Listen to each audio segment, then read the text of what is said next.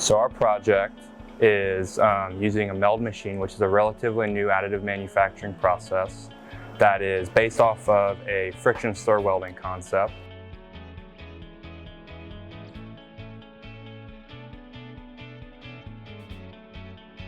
This application ranges from aerospace to any industrial application that you could think of.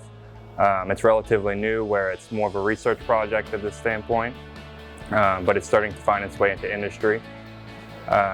We're also testing its mechanical strength properties to determine if the process that we're developing is susceptible to damage or breakage and would actually work.